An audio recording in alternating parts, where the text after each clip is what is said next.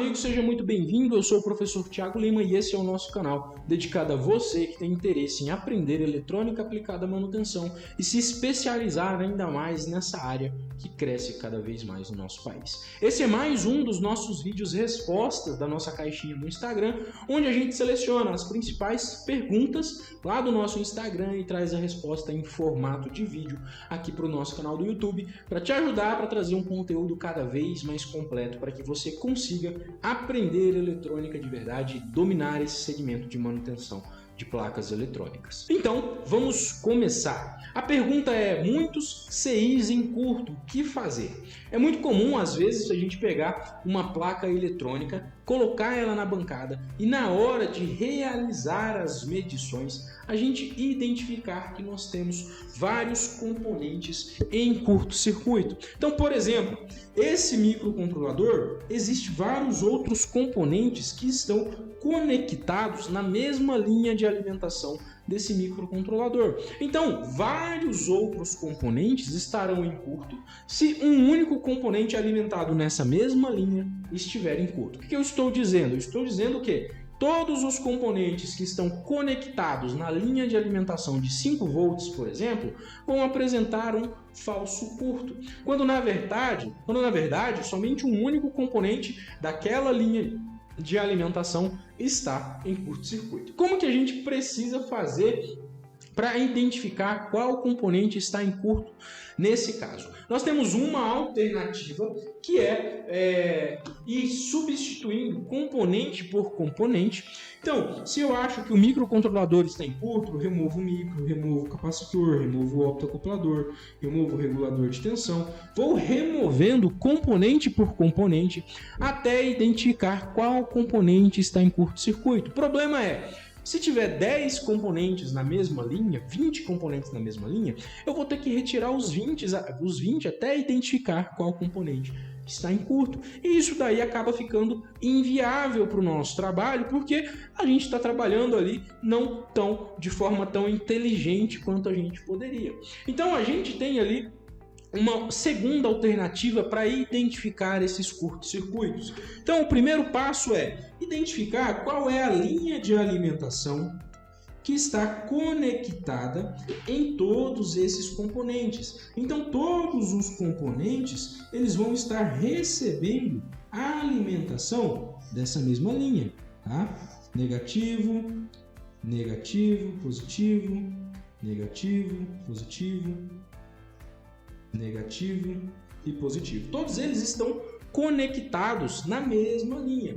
Então, aparentemente, todos esses componentes estarão apresentando curto-circuito, quando na verdade não é bem assim. Somente um deles está em curto. E quando a gente faz a medição dos demais, os demais aparentam estar em curto. Então o que a gente faz? A gente identifica um ponto de alimentação comum entre todos esses componentes, identifica qual é a tensão máxima que pode ser injetada nessa linha. Por exemplo, no caso aqui dessa placa eletrônica, nós temos um microcontrolador. Então a tensão máxima que a gente pode injetar nesse microcontrolador é 5 volts mais 5 volts. Então o que a gente faz? Com o auxílio de uma fonte de alimentação, a gente começa a injetar tensão nessa linha de alimentação a partir de 1,5 volts com 1 ampere. Então o que vai acontecer? Conforme a gente injeta tensão e vai aumentando essa tensão aos poucos, né, um dos componentes, ou componente que está em curto-circuito, ele vai começar, né, o componente que está em curto-circuito, ele vai começar a aquecer. Então aqui, é isso aqui que eu mostrei para vocês, ó. A gente identifica qual é a tensão máxima,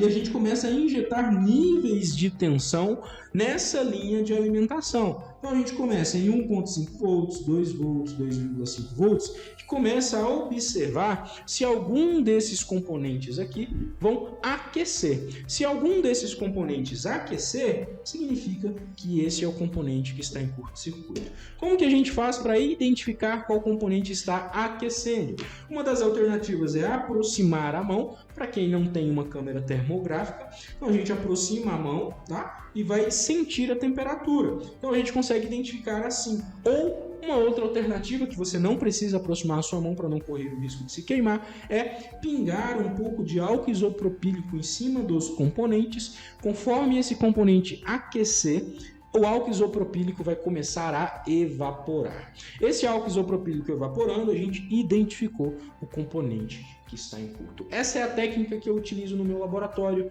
Esse é o método que eu utilizo aqui para fazer a identificação de curto-circuito quando tem mais de um componente.